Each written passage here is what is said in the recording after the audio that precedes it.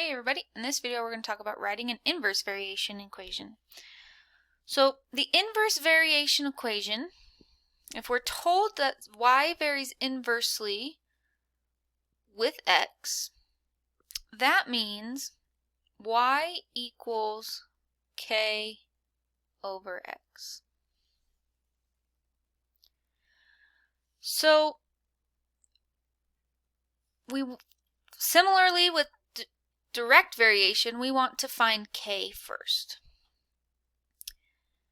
I know that when y equals 9 when x is 2. So I use my inverse variation equation, y equals k divided by x, which is 2. And then I solve for k. So I multiply by 2 on both sides.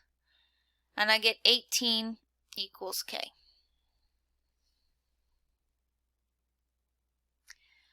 So my equation is y equals k, or 18 over x. I can't just put k over x here because I need to have a value for k for it to mean something. So because y equals 18 over x, for part B, if I know x is 2,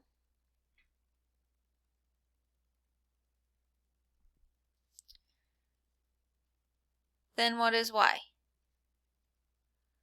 Y is equal to 9, which is what I had in the beginning, right? So find y when x equals 2. What about if x equals 3? Well, I'm going to take my equation, y equals 18 over x, and put in 3 for x, so y equals 6. So that's inverse variation equations.